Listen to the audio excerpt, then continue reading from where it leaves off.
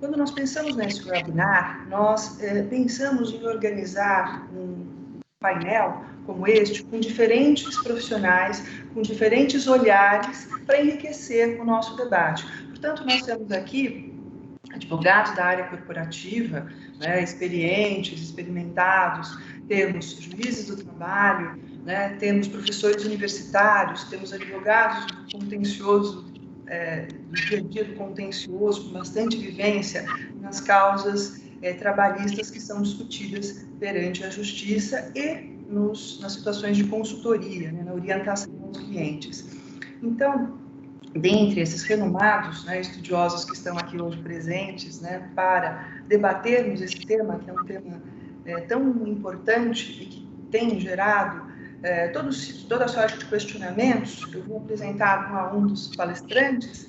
A primeira palestrante é a doutora Ana Lúcia Arduin, que é advogada em São Paulo, é sócia do escritório Arduin, Sociedade de Advogados, é formada pela PUC, especialista em Direito Empresarial, mestre em Direito Empresarial, autora de vários livros. A doutora Ana Lúcia é extremamente experiente, é também uma grande amiga, né, a sua atuação empresarial é de longa data, né? Ela também é vice-presidente da Comissão de Direito Societário da OAB Pinheiros e membro do Instituto de Direito Societário Aplicado e do IBGC, Instituto Brasileiro de Governança Corporativa.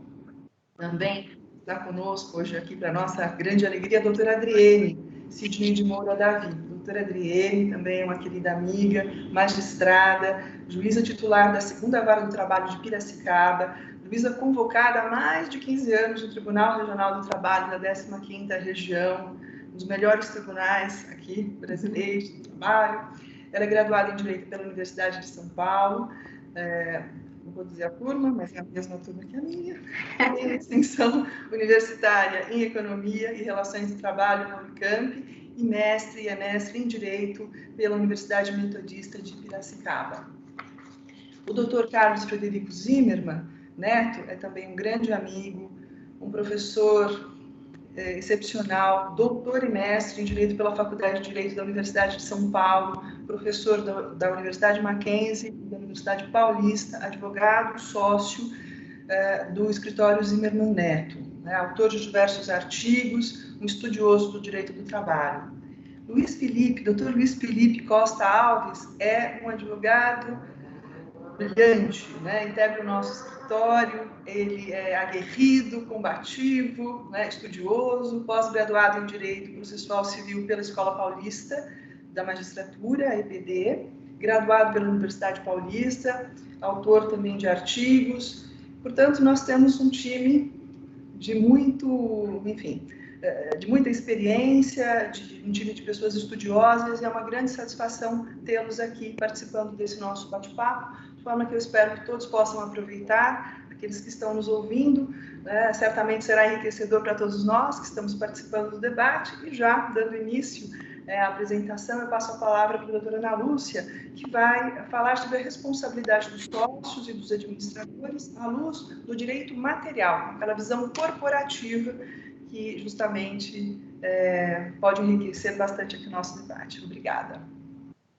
Então, Gabi, primeiro eu queria te agradecer ao convite para participar desse webinar. É uma satisfação enorme para mim estar com você, amiga, querida, parceira de trabalho já há muitos anos.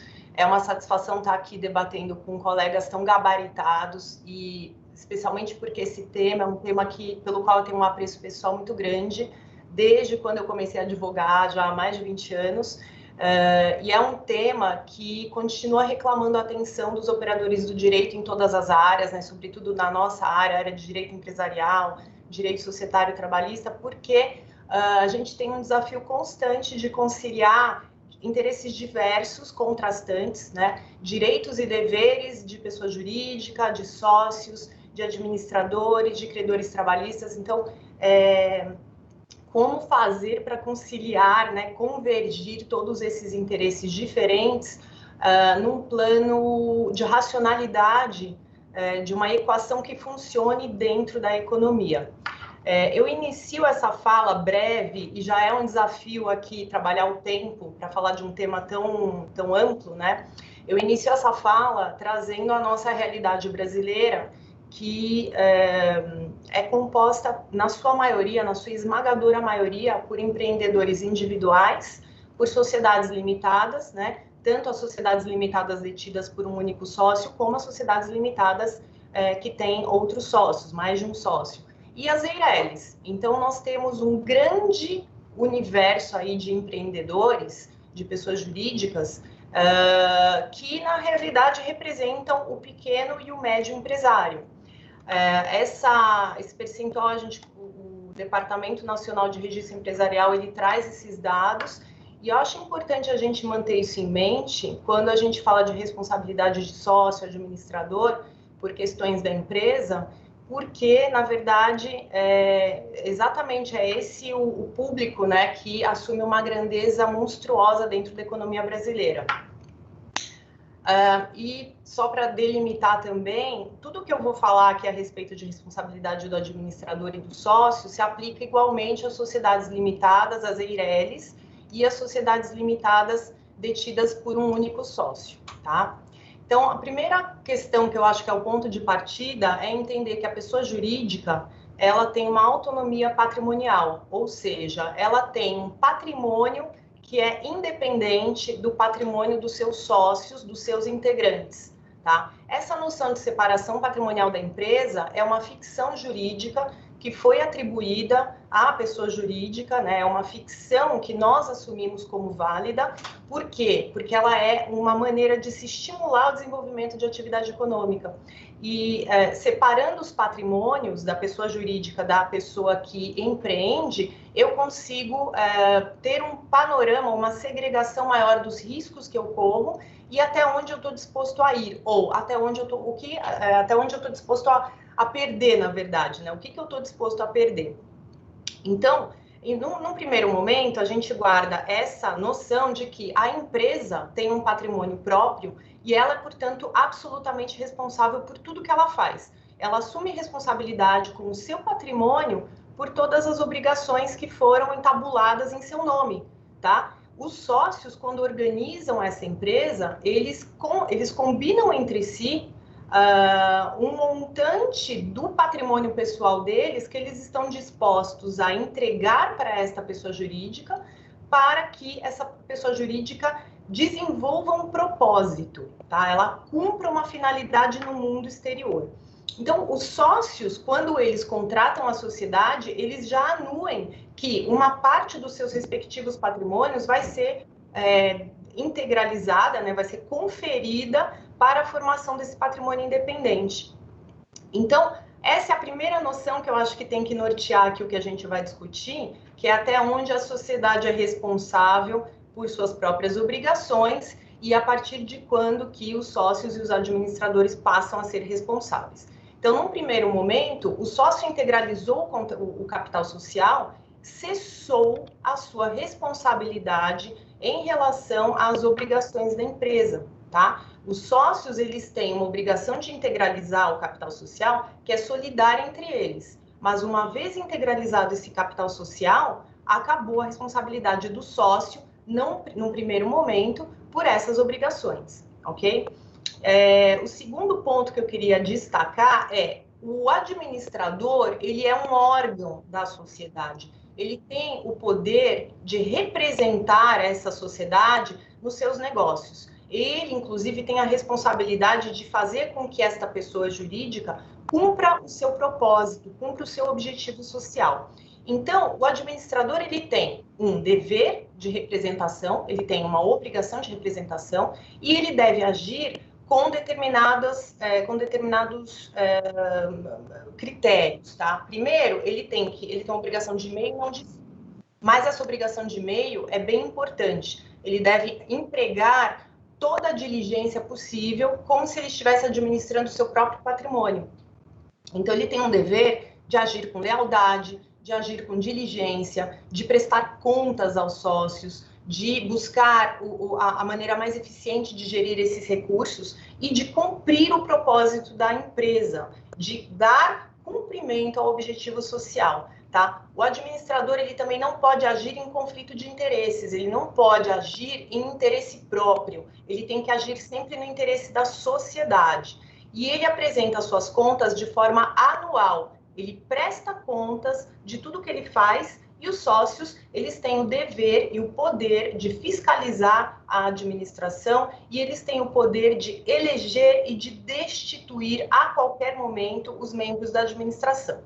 Então, colocado dessa maneira breve e didática, eu consigo entender o papel de cada um aí. Eu consigo entender o que é a pessoa jurídica, é uma ficção que busca um propósito com um determinado recurso.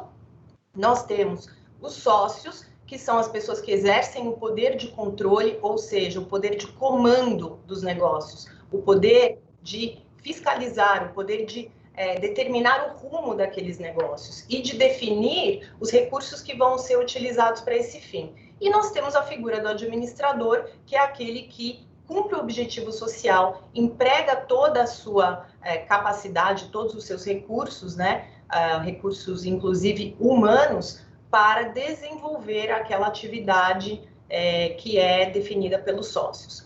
Muito bem.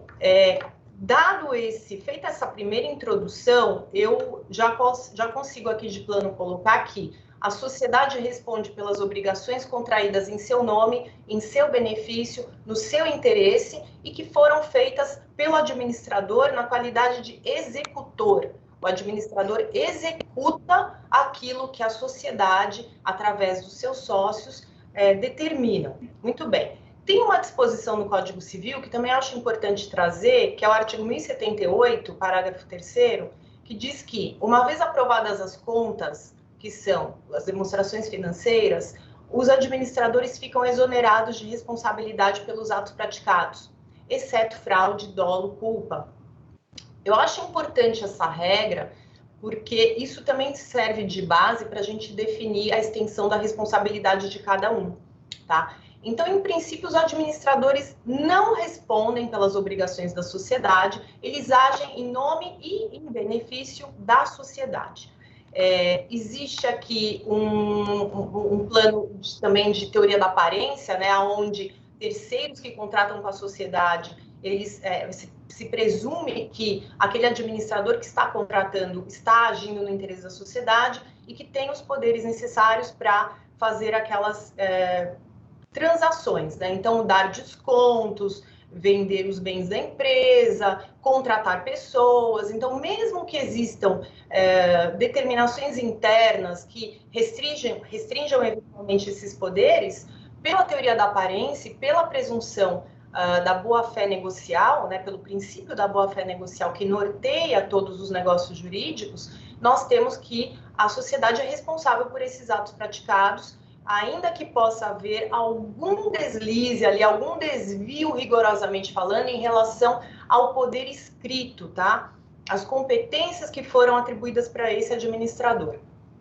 Agora, abro um parênteses, porque também é meu papel, na qualidade de advogada societária e de empresas, aconselhar que os empresários sempre tenham contratos sociais bem redigidos, com as fixações de todas as competências, né, de todas as atribuições bem delimitadas, com a separação dos poderes, com as regras de limitação, então os atos que dependeriam de aprovação dos sócios ou os atos que eles podem praticar sem necessidade de aprovação, políticas internas que definam todas essas regras. Então, tudo isso é importante para ajudar também, num caso eventual de responsabilização do administrador, ter todo esse mecanismo. Então, veja, se eu gastei aqui uma parte da minha fala explicando a separação entre uma coisa e outra, toda vez que eu tenho a confusão entre todas essas partes, então eu tenho uma confusão entre o que é empresa e o que é sócio. Eu tenho uma confusão entre o que é empresa e o que é administrador. Eu tenho uma confusão entre todos eles. Eu não sei definir se o administrador ou o sócio agiram no interesse da sociedade ou de si mesmos, ou de si próprios, né? Se eles contrataram um parente ou usaram recursos da empresa para algo que não estava no objetivo social.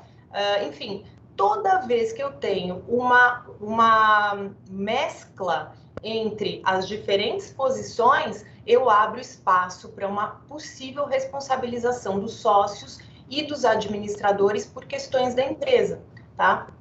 E aí eu vou ter diferentes hipóteses. Eu posso ter hipóteses de conflitos de interesse, eu posso ter hipóteses de confusão patrimonial, em que a empresa ela arca com despesas dos sócios e às vezes até dos administradores, né? Por exemplo, carro, por exemplo, endividamentos, por exemplo, cartão de crédito, gastos pessoais e até escola dos filhos e coisas do gênero.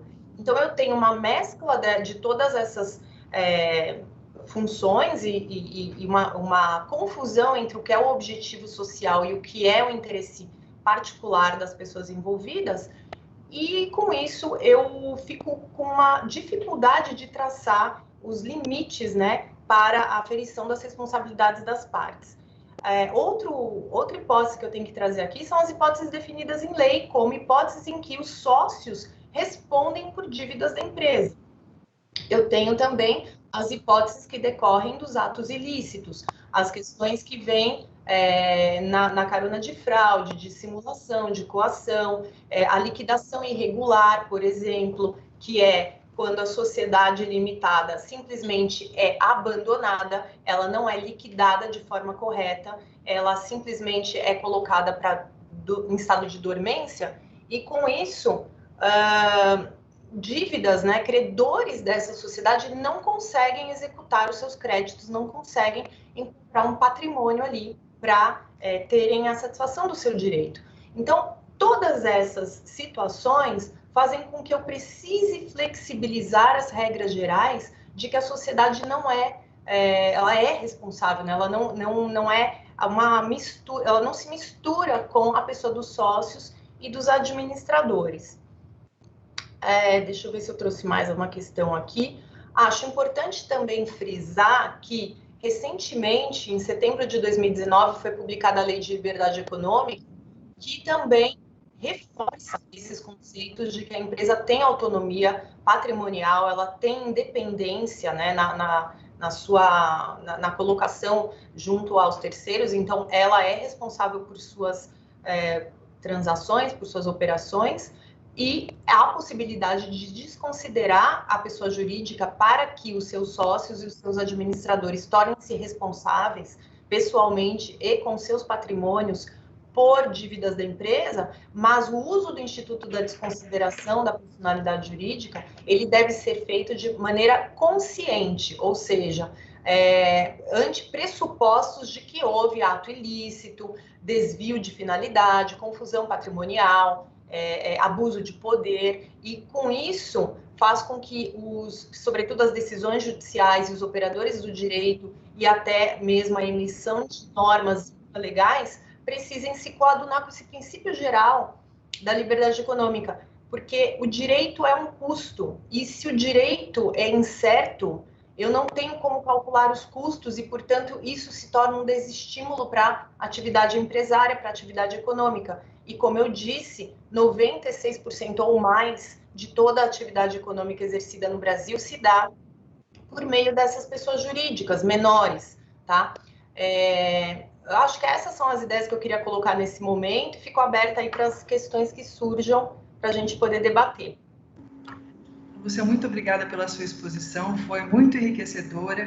Eu notei, você tem uma vivência na parte de compliance, de governança, você falou sobre a questão da necessidade do sócio observar a lei, do sócio e do administrador, ambos observarem a lei e também terem, digamos, cuidado, estarem atentos, né, não praticarem atos que impliquem liquidação irregular da sociedade.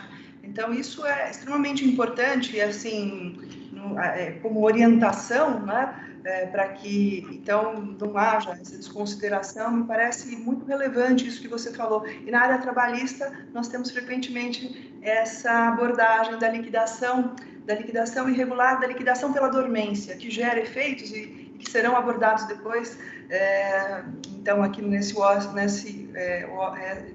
nosso webinar.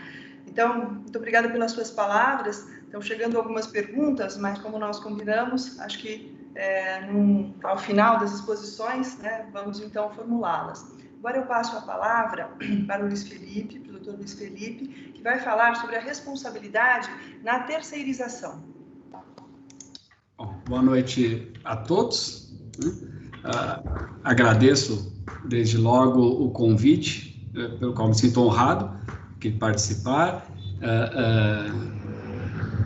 Faria agradecimentos especiais à doutora Gabriela pelas gentis palavras na minha apresentação no começo, e não poderia deixar de mencionar o prazer que é ter aqui o professor Carlos Zimmermann, de quem fui aluno na faculdade, e que faz aumentar a minha responsabilidade aqui neste momento. Mas não vou me alongar, porque parece que só temos 15 minutos, então vou entrar direto ao assunto. E o tema que eu pretendo tratar é a responsabilidade empresarial na terceirização. Muito bem. O avanço tecnológico, ocorrido especialmente a partir dos anos 70, provocou alterações radicais na organização da produção, com a implantação de novos métodos de gestão de mão de obra e mudanças estruturais nas relações de trabalho. O empresário precisou se adequar a essa nova realidade, e até porque não sobreviveria se a sua atividade se mantivesse vinculada a uma estrutura arcaica de mão de obra. Surgiu, então, o fenômeno da terceirização, na qual a empresa passa a atribuir parte de suas atividades para outras empresas, ou seja, ela transfere a realização de parte do processo de produção para a responsabilidade de outra empresa. O objetivo da terceirização, é claro, é a diminuição de custos, além da busca por uma maior eficiência e a melhoria na qualidade do produto e do serviço que é oferecido. Bom, a vantagem econômica da terceirização ela é reconhecida, inclusive, pelo Supremo Tribunal Federal, que no julgamento da constitucionalidade de artigos da Lei de Terceirizações, um dos quais estabelecia, por exemplo, a possibilidade da terceirização da atividade fim da empresa, listou só na ementa do julgado 16, digamos assim, vantagens econômicas da terceirização, das quais eu cito aqui apenas a título ilustrativo 3, quais sejam o aprimoramento de tarefas pelo aprendizado especializado, a redução da complexidade organizacional e a redução dos custos iniciais de entrada no mercado, o que facilita o surgimento de novos concorrentes. Pois bem, o artigo 5º-A da Lei 6.019 de 74, com a redação dada pela Lei 3.429 de 2017, cuja constitucionalidade foi afirmada pelo Supremo, como acabo de citar, prevê a possibilidade, portanto, da terceirização de qualquer atividade da empresa, seja ela atividade meio ou atividade fim. Assim, por exemplo, um banco, em tese, pelo menos, poderia terceirizar, além do serviço de vigilância ou de faxina, o serviço dos próprios caixas ou atendentes de suas agências. Ocorre que, como consequência dessa nova realidade, as relações de emprego sofreram indubitável fragilização. Desse modo, o direito do trabalho, sempre buscando a proteção do trabalhador, estabeleceu ferramentas para tentar não desamparar esse empregado, buscando, então, a responsabilização do tomador. Ou seja, a empresa que contrata a prestação de serviços terceirizados passa a ser obrigada a responder pelos haveres trabalhistas decorrentes dessa relação triangular, quando esses haveres não forem honrados pela empresa contratada. Então, esses aspectos da legislação trabalhista que são, acho que, o tema central aqui da minha breve exposição. Então, vou direto aqui tratar do primeiro que eu achei importante, que é o seguinte: não é qualquer um que pode ser prestador de serviços. A empresa prestadora de serviços tem que atender a certos requisitos legais. Esses requisitos estão previstos no artigo 4º-B da Lei 6.019. E eles são a prova da inscrição no Cadastro Nacional de Pessoa Jurídica, o registro na junta comercial, e essas empresas devem ter um capital social integralizado e comprovado compatível com o número de empregados que terão. Então, por exemplo, a lei traz aqui estipulação de que empresas com até 10 empregados devem ter capital mínimo de R$10 mil e empresas com mais de 100 empregados devem comprovar um capital social mínimo de R$250 mil. Em outras palavras, isso é dizer que é preciso ser pessoa jurídica, é preciso estar devidamente registrado na junta comercial e tem que estar com a situação regular junto à Receita Federal e ter o mínimo comprovado proporcional, nos termos da lei, ao número de empregados. É importante também destacar que não pode ser contratada a pessoa jurídica cujos sócios ou seus titulares tenham prestado serviços à empresa contratante, tanto na qualidade de empregados como trabalhadores sem vínculo empregatício, nos últimos 18 meses. Esse mesmo prazo de 18 meses também deve ser observado para aquele empregado que foi dispensado da empresa tomadora e passou a prestar serviços para a empresa terceirizada. Então, durante esse período de 18 meses, ele não vai poder prestar serviço à sua ex-empregadora e, então, tomadora de serviço. Esses limites que a lei estabelece, eles têm o claro objetivo de tentar de obstar ali a tentativas de burla da legislação trabalhista, por meio da alteração do tipo do contrato mantido entre empregador e empregado, que passaria, então, a ser de um contrato entre tomador e prestador de serviços, do ponto de vista formal, porque, na realidade, estaria ali configurado o típico vínculo empregatício. Pois bem, a presença desses requisitos citados deve ser observado pela empresa tomadora, quando da escolha da prestadora. Além disso, deve analisar também outros aspectos, como a boa saúde financeira dessa empresa, a sua reputação no mercado, enfim, de modo a se evitar o que se chama de culpa in eligendo, que é aquela culpa que decorre da má escolha da empresa contratada. Isso como forma, essa cautela como forma de se evitar a sua responsabilização por eventuais obrigações trabalhistas inadimplidas pela prestadora.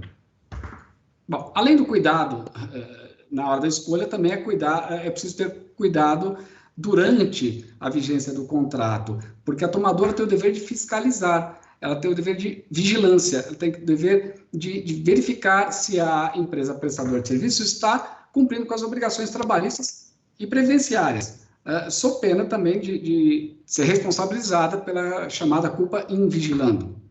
Esses dois deveres de escolha e de vigilância, que são frequentemente observados, dão fundamento jurídico à responsabilidade subsidiária do tomador, que é aquela que prevê a assunção das obrigações trabalhistas decorrentes do contrato pela tomadora, caso a contratada não as pague, não honre com essas obrigações.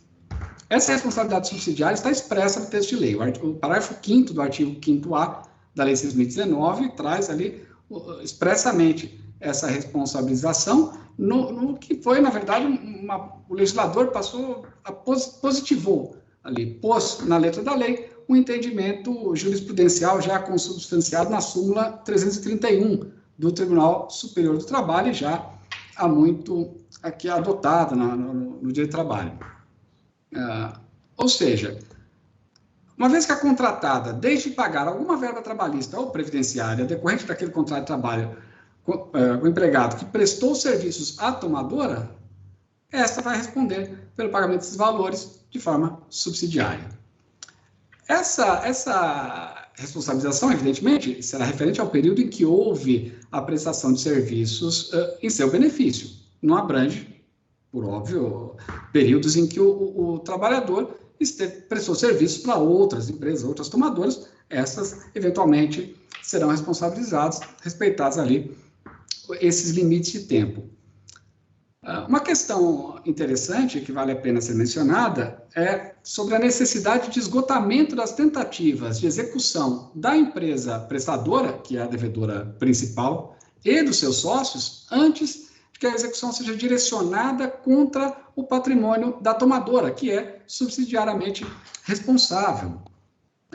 Bom, muito embora se deva exaurir as tentativas de execução do patrimônio da devedora principal e dos seus sócios, antes que a execução seja direcionada à tomadora devedora subsidiária, isso por força do que dispõe o artigo 790, inciso 2 do CPC, artigo 50 do Código Civil, artigo 28 do Código de Defesa do Consumidor. Não é raro se deparar com decisões judiciais nas quais, uma vez que no primeiro momento não se conseguiu executar a devedora principal, imediatamente a execução é voltada contra o patrimônio da devedora subsidiária, que é a tomadora de serviços. A título de exemplo, aqui trouxe uma breve trecho, aqui, uma breve ementa de um julgado aqui da terceira turma do Tribunal Regional do Trabalho da segunda região, aqui de São Paulo, que assim diz, abro aspas aqui: exaurimento da execução em face dos sócios da devedora principal. Uma vez não satisfeita a obrigação pelo devedor principal, não há necessidade de se esgotarem as tentativas de execução em face dos sócios para, só então, atingir o patrimônio da devedora subsidiária. Fecho aspas. É um julgado recente, publicado em outubro, melhor dizendo, em dezembro do ano passado.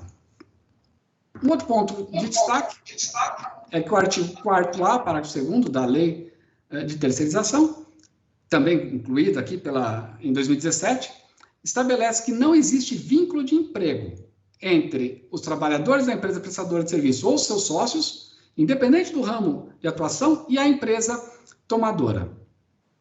Bom, isso é preciso um pouco de cautela, porque há situações em que, se a legislação não for observada, esse vínculo vai estar configurado, sim.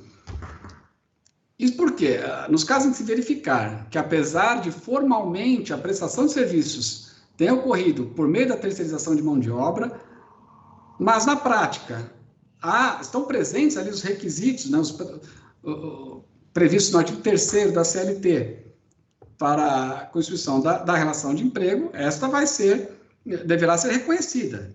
E a responsabilização pelas obrigações trabalhistas decorrentes daí, uma vez reconhecido o vínculo de emprego, vai ser direta, não subsidiária, direta. É bom lembrar que no direito do trabalho vigora o princípio da primazia da realidade, de modo que, independente dos contornos formais que a relação contratual apresente, será considerado, para todos os efeitos de aplicação da legislação trabalhista, a verdade real, ou seja, aquilo que de fato acontecia. Assim, é bom frisar, todas as obrigações trabalhistas que decorrerem da prestação de serviço terceirizado, cujo vínculo empregatício com a tomadora seja reconhecido, recairão sobre esta, de maneira direta e não subordinada, como vimos agora há pouco. É importante destacar também que qualquer que seja a forma de responsabilização da empresa tomadora, mas especialmente aqui tratando da responsabilidade subsidiária, ela vai ser obrigada a arcar com todas as verbas decorrentes da relação de trabalho à vida. Os morais, por ter natureza civil e não trabalhista, não poderão ser cobradas do tomador subsidiariamente responsável. Mas é uma posição minoritária, não é o que se vê aí na maior parte dos casos.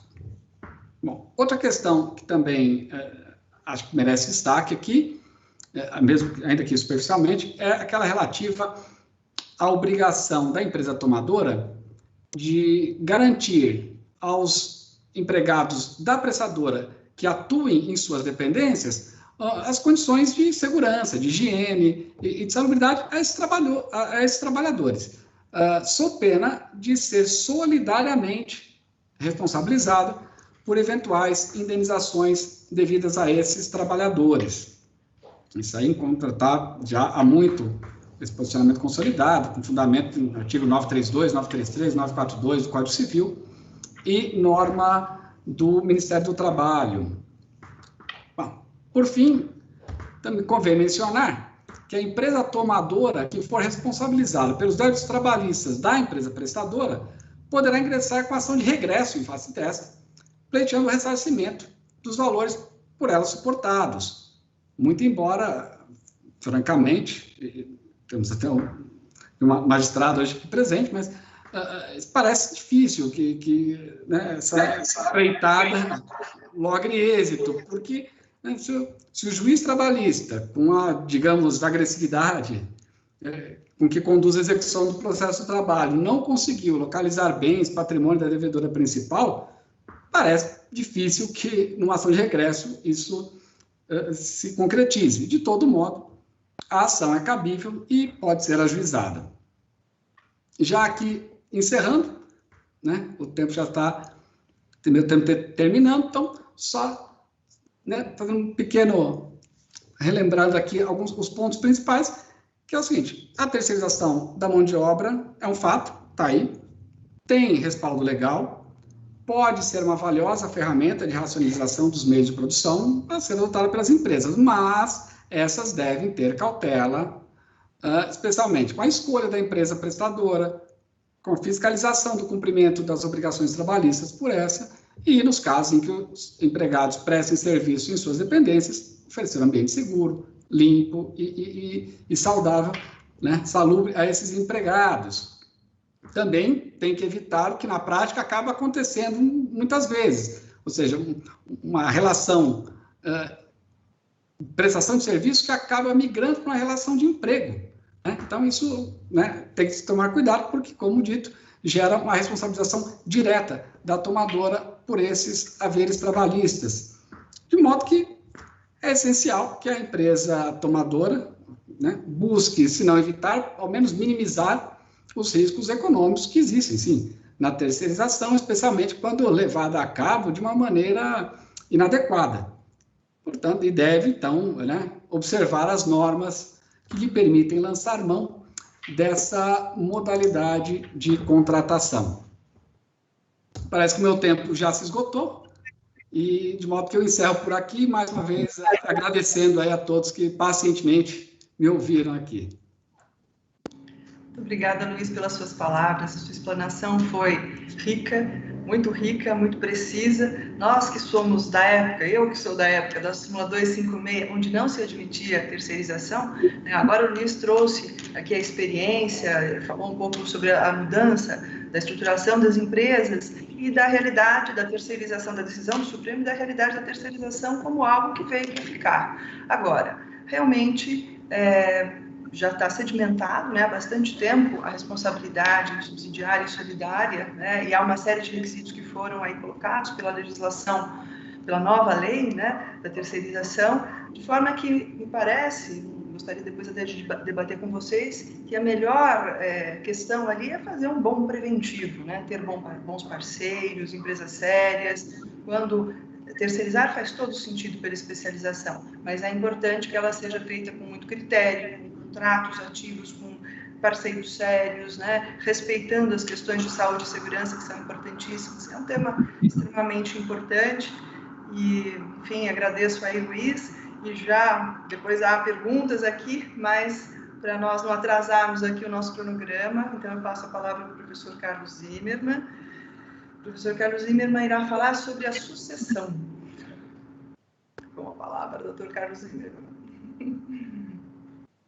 Boa noite, Gabriela. Boa noite a todos os meus colegas que participam dessa bancada virtual. É uma satisfação muito grande estar aqui, ter a oportunidade de dividir essa bancada virtual com ilustres nomes aí do direito. E aí eu peço licença, Gabriela, já que nós somos amigos há muitos anos e também as ilustres colegas que estão aí presentes, para saudar, fazer uma menção especial ao doutor Luiz Alves, né? Que eu tenho muito prazer de reencontrá-lo agora, aqui mesmo, à distância, e com isso me lembrando aqui quando ele foi meu aluno ainda na universidade.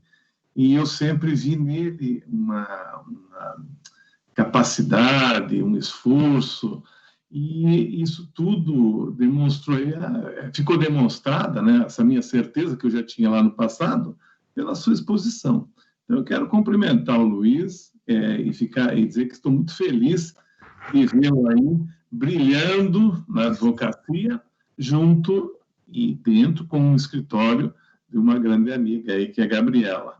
Aliás, a razão de estar aqui hoje é só uma amizade que temos aí um pelo outro, a Gabriela e eu. Por isso eu agradeço. Bom, foi-me dado aí o tema sobre a responsabilidade da empresa sucessora, né?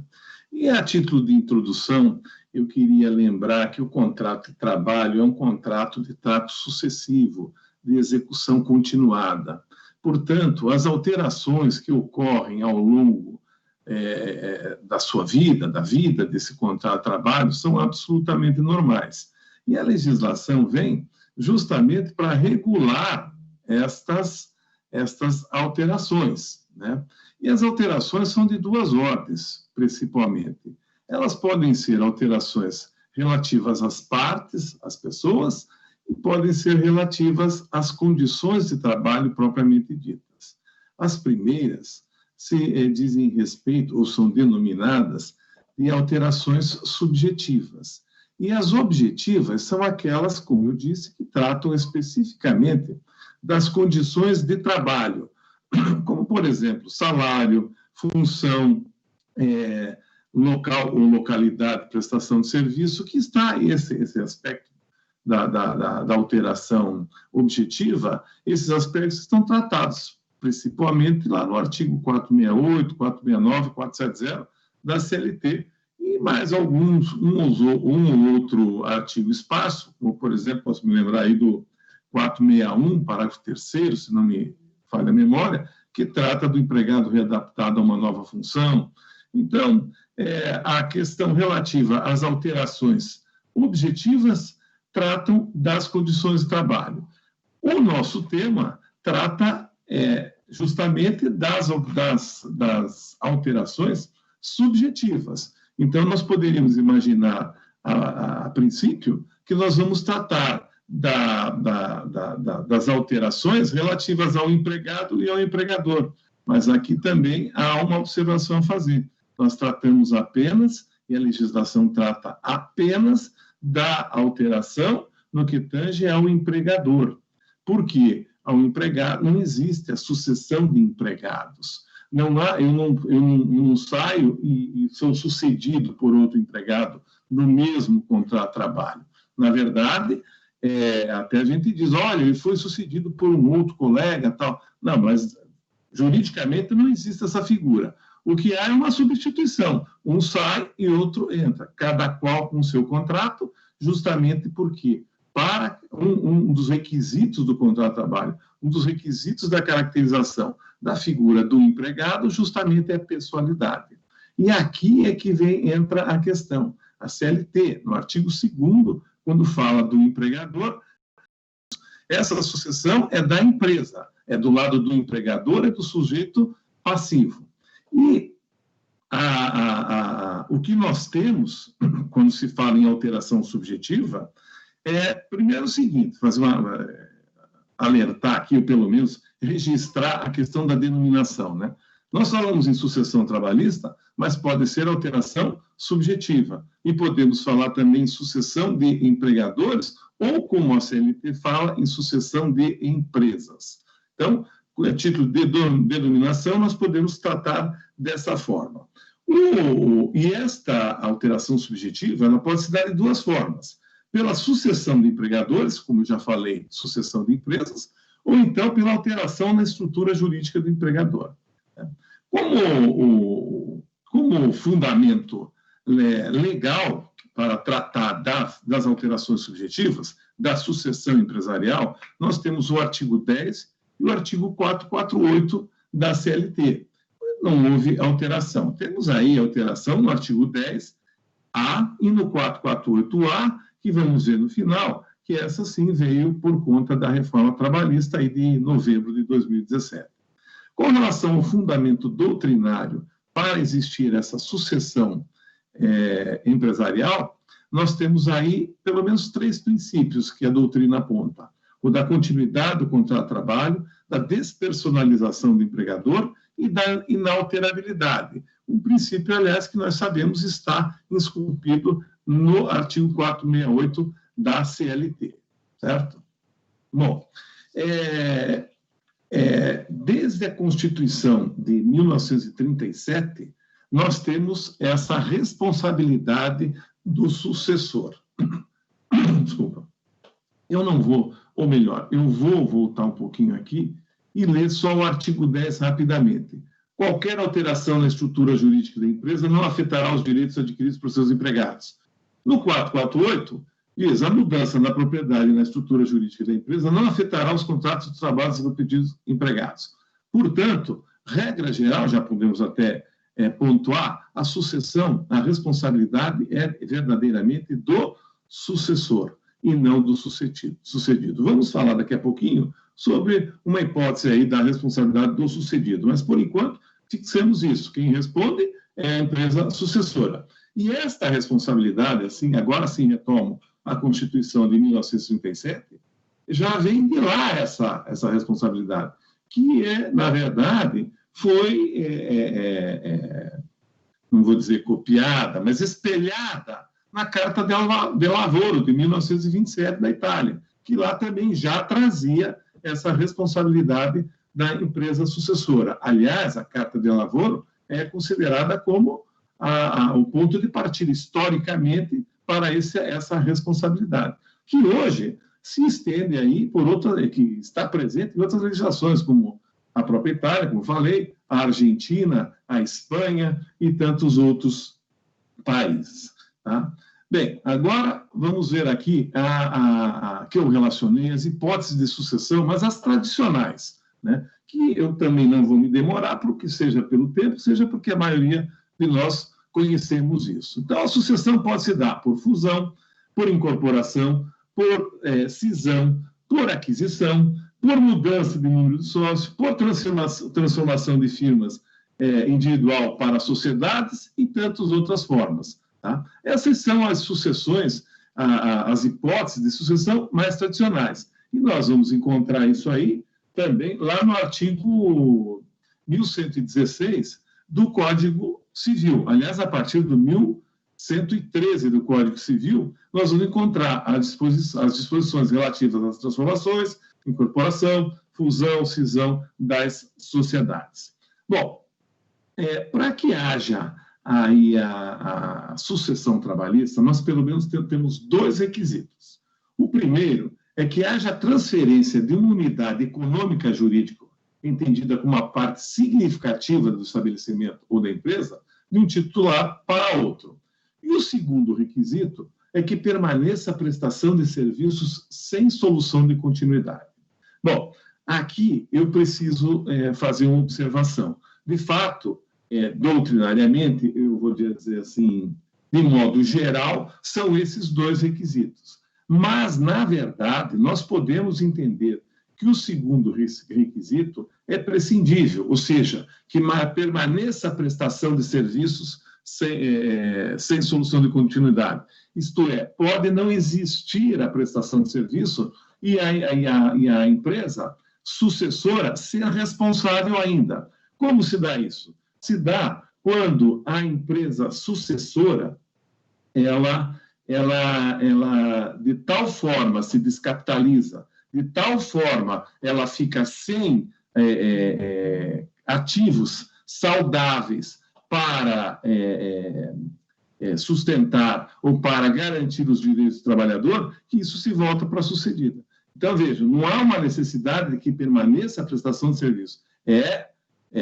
Eu diria que fica muito mais simples, mais compreensível, tranquilo de se entender e de se configurar, havendo a continuidade da prestação de serviço. Mas pode sim haver uma cisão, de tal forma que a empresa originária fique só com as despesas, fique só com os débitos. E a segunda parte, vamos chamar assim, fique só com os créditos. Evidentemente que isso aí vai causar o quê? Um prejuízo para o trabalhador. Então, entende-se agora, ou pelo menos uma nova interpretação, uma interpretação um pouquinho mais extensiva, que esse requisito não seria necessário, obrigatoriamente necessário, justamente por quê? Porque o artigo 10 e o artigo 448 dizem o quê? Se houver qualquer alteração que prejudique o empregado, certo? Então, mesmo assim, haverá ainda responsabilidade.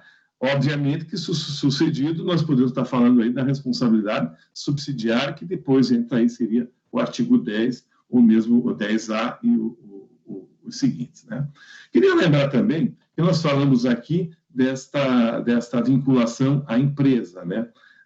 Na verdade, eu quero registrar, né, que o empregado, para evitar essa questão de pessoa física, de pessoa jurídica, quem é o empregador, quem não é, na verdade, no dizer do finado professor Amaury Mascaro Nascimento, ele diz que o empregado está vinculado a organizações de trabalho. E, nesse sentido, você pode falar de um bar sendo vendido, assim como uma multinacional tendo alteração na sua participação societária. Quer dizer, então, nesse sentido, ele se vincula à organização do trabalho, que pode ser, sim, uma pessoa física, e aí nós temos outras questões jurídicas quando nós falamos nesta parte de pessoa física. Bom, quais são, melhor dizendo, as responsabilidades do sucessor? Bom, na verdade, são todas, né? Por quê? Porque ele responde por todas as obrigações do contrato, sejam as vencidas, sejam as vincendas, né? Ele é obrigado a cumprir as sentenças judiciais que vão ser executadas no momento em que ele assume, a partir do momento que ele assume a empresa, né, como sucessor, mesmo que o fato, assim, a própria sentença tenha sido prolatada em tempo anterior, né? Evidentemente que tudo isso que eu falo, nós consideramos também a questão da prescrição. Nós não podemos esquecer que a prescrição também pode favorecer aí o sucessor, né? Bom, os contratos por prazo determinado, eles são cumpridos normalmente. A contagem do tempo de serviço é para todos os efeitos, né? Incluindo aí as férias, não há prejuízo. E uma questão que chama atenção, e que muitas vezes é objeto de questionamento, é se o empregado, melhor dizendo, pode ou não rescindir o contrato diante da sucessão. Bom, ele pode rescindir o contrato, mas será considerado como pedido de demissão, porque não é justa causa rescindir o contrato porque houve alteração subjetiva do contrato de trabalho, porque houve uma sucessão. Se eu não me engano, aqui, eu não vou nem falar o nome do jurista para não confundir, mas eu acho que é Orlando Gomes, então não tenho certeza. Ele traz um exemplo de justa causa na hipótese de sucessão, que seria um jornalista que trabalha para um determinado jornal que é vendido para um outro grupo, para uma outra pessoa. E essa pessoa imprime uma ideologia totalmente diferente, uma linha editorial totalmente diferente da que era praticada. Aí ele cogita dessa hipótese. Mas, na verdade, quando nós falamos nestas hipóteses de rescisão, o que o empregado pode fazer ou não, aí eu acho que nós temos que analisar cada caso concreto para poder dizer, sim, se ali houve um descumprimento do contrato de trabalho ou alguma das hipóteses elencadas pelo 483 da CLT, quando fala das hipóteses de rescisão indireta, certo? Bom, queria trazer aqui rapidamente pelo menos 4 situações atípicas. E eu vou tratar rapidamente, até porque meu prazo aqui já está se escoando, né? Mas um deles é o emprego doméstico. A regra geral, não há sucessão no emprego doméstico. Os argumentos, a meu ver, né, modestamente a meu ver, eles são um pouco falhos. Por quê? Porque se invoca que a CLT não se aplica ao doméstico, mas nós sabemos que a Lei Complementar 150 de 2015 estende a CLT aos domésticos. Então, aí já caracteriza um probleminha. Mas eu acho que depois entra toda aquela discussão de que ali no contrato de doméstico nós temos aí uma questão de relação não com uma pessoa física, jurídica, e isso afastaria os artigos 10 e o 448. Olha, eu prefiro concluir o seguinte: a princípio não dá sucessão, salvo se for mantido o trabalho nas mesmas condições, evidentemente sem a pessoa da família, aquela pessoa da família que provavelmente faleceu, mas se continua aquela estrutura familiar, me parece que há realmente uma sucessão, se não nesses termos, mas há uma responsabilidade nesse novo contrato. Bom, depois, a questão também se aplica com o empregador, empresa individual. Nós sabemos aqui também é a mesma questão. Se os herdeiros continuarem, o contrato continua e serão sucessores. Caso contrário, também não. Cartórios extrajudiciais. Aqui, o cartório extrajudicial, nós temos aí uma questão um requisito previsto até pela própria lei. Se permanecer o trabalho, há sim a sucessão. Por essa razão que esses novos que integram os novos cartórios, eles vão a primeira coisa que eles fazem é rescindir o contrato com os antigos empregados. Posteriormente podem até contratar, mas eles encerrando a prestação de serviço, não há sucessão. Com relação a desmembramento de Estado e município, se existir, evidentemente, os empregados, nós temos aqui que a própria Constituição determina que não há sucessão trabalhista em decorrência do princípio da autonomia político-administrativa dos entes de direito público. Então, não haveria a sucessão. O novo município, o novo Estado responderia por essas questões. E, finalmente, eu queria lembrar apenas da sucessão ou da inexistência da sucessão no caso da falência, na falência e na recuperação judicial, né? A própria lei da falência determina que não há essa sucessão. Na verdade, o que existe é uma aquisição do estabelecimento, da propriedade, dos equipamentos, em asta pública, o adquirente ele não assume as responsabilidades que viriam junto com eventualmente débito que a falência sempre tem, lógico, não é isso? E por fim, eu queria lembrar só aqui o artigo 10, né, que aí fala da responsabilidade do sócio retirante, né? Ele responde subsidiariamente pelas obrigações trabalhistas da sociedade no período em que figurou como sócio, somente em ações ajuizadas até 2 anos depois da verbada modificação do contrato. Aqui, vejam, não é a sociedade, é o sócio, porque, inclusive, o próprio artigo 10 traz a relação, a disposição, a ordem preferencial. Primeiro será exigido da empresa devedora, depois os sócios atuais, depois os retirantes. Eu acho isso excelente, porque evita aqueles grandes problemas concretos que nós temos aí, de ir buscar, no passado, existia de buscar bens de sócios que sequer participaram da administração da sociedade há muitos e muitos anos atrás. Então, eu acredito que esses seriam os pontos mais importantes que eu queria deixar. Lembrando, né, que tudo isso que eu falei, se nós tivermos aí uma sucessão absolutamente correta. Se estiver errada por alguma das hipóteses de fraude, aí isso aqui é tudo nulo e todos vão responder. Muito obrigado a todos, obrigado pela atenção. Carlos, muito obrigada pela sua exposição. Na minha opinião, o tema sucessão é um dos mais difíceis que nós temos no direito do trabalho.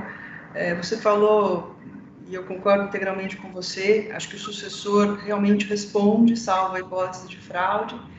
E durante a sua fala, me veio à mente a necessidade, né, de quem adquire um estabelecimento realmente de fazer due diligence, né, de verificar quais são realmente os passivos que estão envolvidos, a situação dos empregados. Isso é importantíssimo porque o direito do trabalho assegura, né, que o negócio permita a boa liquidação das obrigações trabalhistas. Me parece uma regra corretíssima. E mais um ponto também que você falou, e eu me lembro de alguns projetos em que participei, talvez até com a Ana Lúcia, em alguns países, quando há a compra da empresa, é aberta a possibilidade do empregado poder se desvincular. No Brasil, como você bem pontuou, isso não acontece. E eu li em algum texto de doutrina, não lembro exatamente se Délio Maranhão, dizendo que isso era feito justamente para a proteção do empregado. É uma proteção que eu não sei se deveria se aplicar atualmente, se deveria ser assim, né, ou não, ou, ao contrário, permitir ao empregado que pudesse dizer, olha, foi comprado esse grupo, né, esse jornal, né, não tem a mesma, digamos, o mesmo viés aí da minha da minha linha de pensamento, então eu posso me desvincular através de, enfim, de um acordo, de uma forma, digamos, ajustada, né, e não realmente que os contratos sejam transferidos. Fica aí um ponto, né, de interrogação que me veio à mente diante da sua fala, mas parabéns, porque o tema é dos temas mais complexos. Eu acho que também a Adriane vai voltar a ele, né, quando falar da questão da responsabilidade trabalhista e a visão dos tribunais. E agora, me cabe falar sobre um tema que está conectado à responsabilidade do terceiro nas execuções trabalhistas, especialmente a questão da fraude e execução, que é um tema que nós temos enfrentado várias vezes aqui no escritório. E nos chama a atenção, né, e nós ficamos muito até, às vezes, sensibilizados com a situação dos terceiros de boa-fé, que me parece agora, sim, tem uma boa chance na área trabalhista. Mas, para entender corretamente do que, né, nós estamos falando, a primeira ideia é quem é terceiro, né, numa relação trabalhista. O terceiro é aquele que não contratou o empregado, que não tem uma relação de direito material com o empregado e também não está na execução trabalhista, não está no processo trabalhista. Esse, em princípio, é o terceiro, né? Agora, diante do que nós estamos conversando aqui, responsabilidade dos sócios, do grupo de empresas, responsabilidade pela desconsideração em caso dos administradores, desconsideração da personalidade jurídica, será que na nossa área o sócio é considerado um terceiro, né, diante de uma execução trabalhista? Esse tema me parece que está evoluindo, mas no primeiro momento o tratamento que nós verificamos e que é dado aqui aos sócios é de não considerá-lo como um terceiro, é de envolvê-lo, né, no momento em que se verificam as questões ligadas a desvio de finalidade e abuso, é de envolvê-lo nas execuções e ele não tem tratamento de terceiro.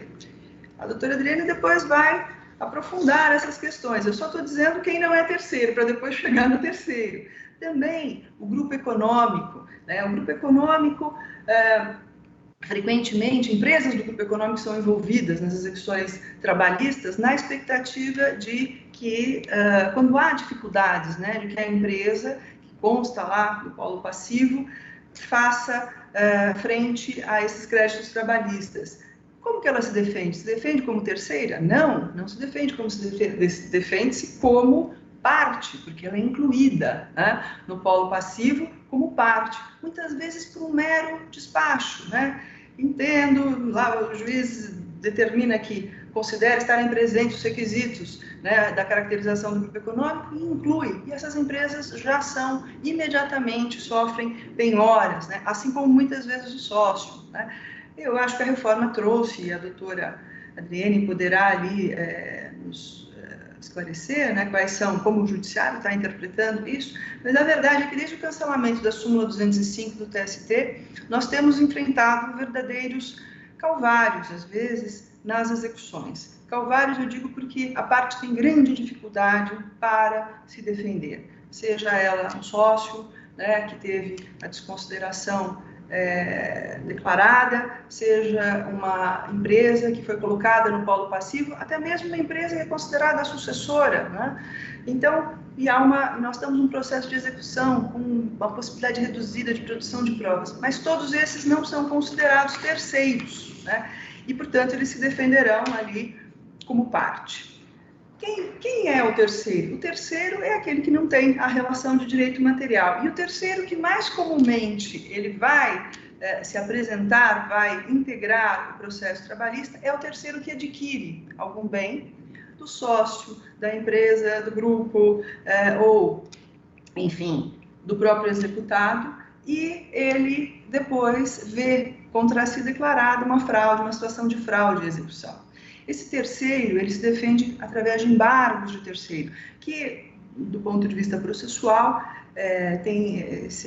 essa medida tem a natureza de uma ação autônoma e que, portanto, permite, desde logo, que ele faça provas, que ele demonstre que ele não deveria, né, responder por essa execução, né? Na verdade, essas disposições estão contidas no artigo 674 da CLT, do Código de Processo Civil. Então, nesse momento, o Judiciário faz né, uma interpretação, ele integra, né, a execução através da análise da aplicação do Código de Processo Civil, que me parece tem sido, sim, aplicado. Agora, o ponto que me parece que agora, recentemente, houve uma guinada nessa posição, volto a falar, é a situação do terceiro. Eu vou compartilhar aqui algumas decisões que podem aí ajudar a elucidar. Entrou a tela? Entrou para vocês? Sim? Vamos lá. Então, o segundo, né, o terceiro que tem ali o seu patrimônio penhorado em razão de fraude à execução, né, é aquele onde se caracteriza a fraude à execução. A fraude à execução é uma manobra do devedor que causa dano não apenas ao credor, como na São Pauliana, mas como também a própria atividade jurisdicional. É um ato contra a justiça, né? Quem pratica uma fraude à execução. Quem se livra do seu patrimônio, passa o seu patrimônio para alguém com o objetivo de não pagar os seus haveres, na verdade está praticando um ato contra a justiça. É um instituto tipicamente processual, segundo aqui o autor, Frédéric Didier, e é considerado mais grave do que a fraude contra credores, vez que cometida no curso do processo. Ou seja, se isso tem essa gravidade, esse tamanho, o juiz está autorizado, como de fato o faz, a declarar, né, essa fraude e o retorno desse patrimônio ao patrimônio daquele que o vendeu, né? É aqui o que diz o artigo 792. Na verdade, o 792 fala das situações em que a fraude à execução se caracteriza, né? Eu destaquei duas que me parece que são as mais utilizadas na área trabalhista. Quando tiver sido averbado um registro de um bem e na pendência do processo de execução na forma do artigo 828. Ou seja, eu tenho notícia de que aquele bem, de que eu tenho uma execução, né, contra aquela pessoa, foi feito um registro, né, nos órgãos competentes e ainda assim esse patrimônio é vendido sem uma devida pesquisa. E depois, quando, ao tempo da alienação ou oneração, tramitava contra o devedor ação capaz de reduzi-lo à insolvência. Então, vejam, se eu tenho uma ação em curso e meu patrimônio é passado para terceiros, né, de forma que eu fique em uma situação de insolvência, a fraude, a execução pode se caracterizar, né? É o que diz o Código de Processo Civil. Mas, volto ali ao ponto, né? Como é que ficam as pessoas de boa-fé, né? E como vamos, ao mesmo tempo, não criar uma tremenda insegurança jurídica para quem não tem conhecimento, não tem acesso, né? Não está informado de que há uma execução em curso há muitos anos que não está sendo honrada, o patrimônio, houve um direcionamento contra os sócios, e eu comprei daquele sócio, né, que, em princípio, não tem nenhuma, não se confunde, né, com a pessoa jurídica. Então, o terceiro de boa-fé, o STJ, ele ajudou a delinear a figura do terceiro de boa-fé, né? Ele adotou uma posição exigindo que, para o reconhecimento da fraude à execução, há necessidade de uma prévia averbação do processo da constituição judicial que recaia sobre o bem alienado. Mas eu preciso saber, né, que aquele bem, que existe uma execução, que existe uma pendência em relação àquele bem. Se eu assumir o risco de adquiri-lo, né, independentemente dessa condição, aí, ok, eu estou sujeito à fraude à execução. Por sua vez, o parágrafo 4º do artigo 828 do novo Código de Processo Civil considera em fraude à execução alienação ou alienação de bens após essa averbação. Perfeito, né? Agora, se essa averbação não existe, me parece que a posição do terceiro de boa-fé precisa ser preservada, né? No caso da aquisição de um bem não sujeito a registro, o que diz o STJ? O terceiro adquirente tem o ônus de provar que adotou as cautelas necessárias para essa aquisição, mediante a exibição de certidões pertinentes, obtidas no domicílio do vendedor ou no local onde se encontrava um bem. Eu comprei um carro, né? Mas eu verifiquei que não tinha nenhum tipo de restrição neste carro. Se houver uma restrição, aí eu estou assumindo. Eu posso, inclusive, estar realmente participando de uma fraude.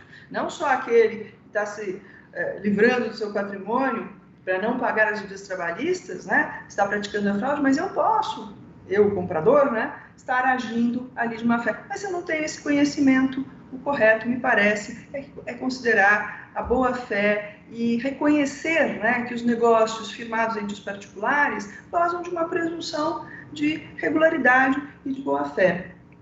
Então, a rigor, né, não havendo registro de penhora sobre um bem alienado do terceiro, a fraude de execução nocível somente poderia ser caracterizada se houver prova de que o terceiro tinha conhecimento da ação ou da constrição e que, portanto, foi um adquirente de má-fé, participou, possivelmente, de uma fraude. O terceiro adquirente tem o ônus de provar que adotou essas cautelas necessárias, né? Ou seja, se ele foi comprar um imóvel, que ele tirou as certidões, né, necessárias. Em que âmbito? No âmbito pertinente ao imóvel, no âmbito pertinente ao domicílio dele, não no Brasil inteiro, né? Por mais que se busque, lógico, né, o direito do trabalho foi instituído para a proteção do trabalhador, nós todos aprendemos isso nos bancos escolares, evidenciamos isso na prática, mas na realidade há que se preservar, me parece, a questão do adquirente de boa-fé. E aqui eu trago uma decisão da Justiça do Trabalho, recentíssima, de outubro, que justamente fala desta posição, né, do Tribunal Superior do Trabalho, reformando, eu passo aqui para o segundo tópico, que me parece a mais, reformando a decisão do Tribunal Regional, deu provimento, né, a um recurso bastante, digamos, difícil de ser provido, que é o agravo de instrumento em recurso de revista em execução, que envolve matéria constitucional, e invocando a súmula 375 do STJ, que resumidamente trata, né, desses pontos aqui que eu expus, né, deu provimento ao recurso de forma a declarar, né, a modificar a decisão que havia declarado a fraude de execução e determinado o retorno do patrimônio ao patrimônio do devedor daquele imóvel que foi vendido. Eu acho que vale a pena aqui ler. O TRT considerou que a venda do imóvel pelo sócio executado, depois de ajuizado, depois do ajuizamento da ação trabalhista e após a decretação da desconsideração da personalidade jurídica da empresa e do prosseguimento da ação contra os sócios, consubstanciou fraude à execução e que compradores agiram com incúria ao comprar imóvel sem verificar a existência de ações em nome dos antigos proprietários. No caso concreto, do modo como foi exposta a fundamentação do acórdão, o TRT presumiu a má-fé dos adquirentes do imóvel, porque a compra ocorreu no curso da ação e no curso da execução.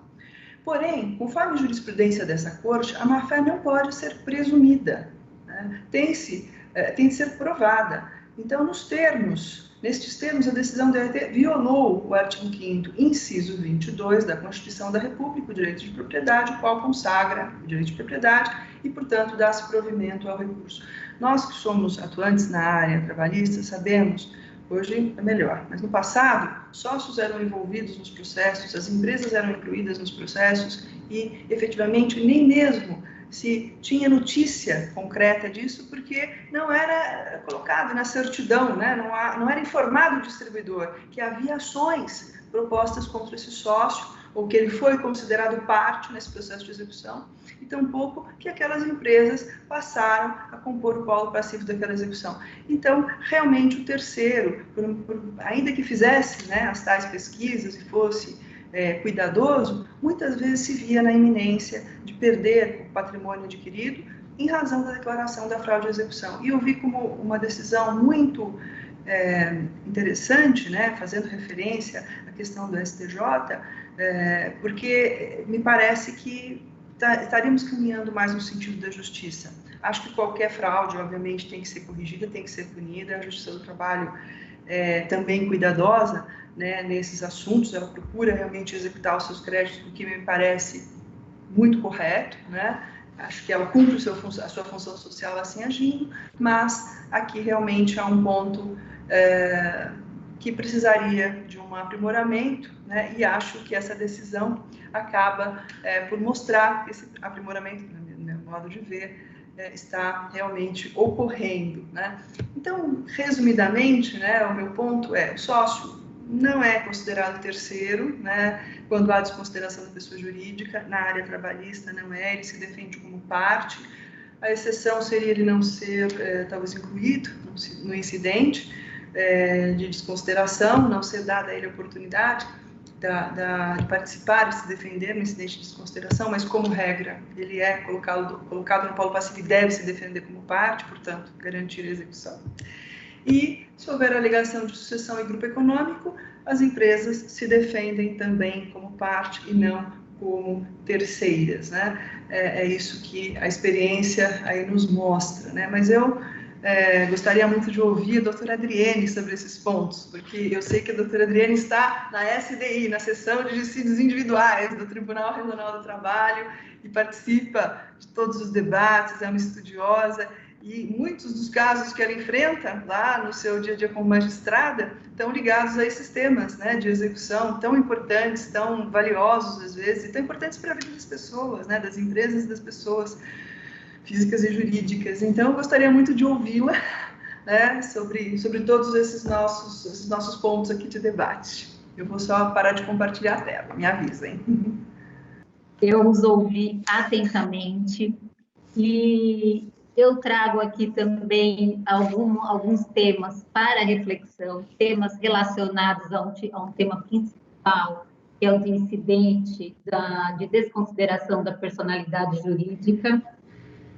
São reflexões que eu trago, e a essa altura, eu diria que não são só reflexões, são reflexões e aflições, porque o tema realmente é instigante, há conflitos de interesse. De um lado, existe a Justiça do Trabalho, que precisa dar efetividade àquele título que se executa. É preciso entregar a prestação jurisdicional completa, com o pagamento ao credor. A natureza do crédito é alimentar, mas nós sabemos que, a certa altura, poderemos estar diante de uma execução frustrada.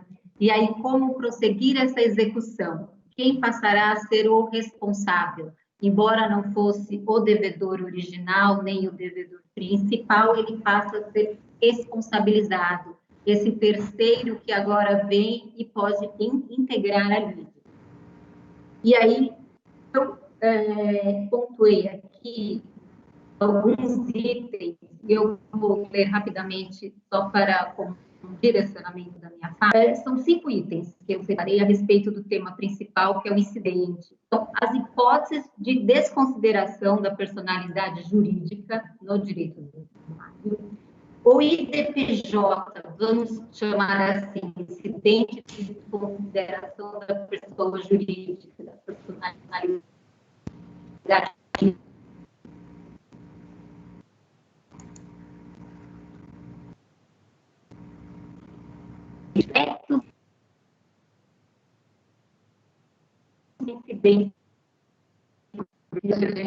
O item 4 que eu pontuei aqui seria os meios processuais de impugnação da decisão que não aplica o IDPJ e também o recurso cabível da decisão que processa o IDPJ e o resolve. E, finalmente, como item 5, o IDPJ e as medidas preventivas. Então, eu vou procurar seguir esse roteiro. No tocante, primeiramente, à execução frustrada.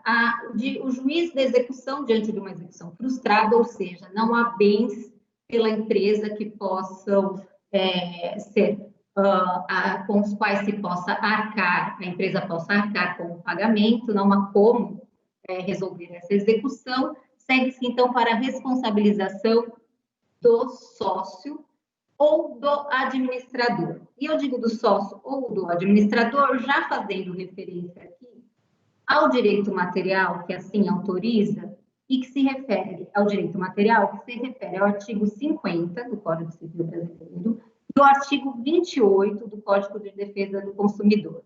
Quero crer que ali estejam os contornos fáticos que possibilitam a desconsideração da personalidade jurídica no artigo 50 do Código Civil, que autorizaria que se prossiga a execução da pessoa do administrador, e o artigo 20, 50 e 28, que trariam aqui contornos fáticos que poderiam, em tese, levar à responsabilização do sócio.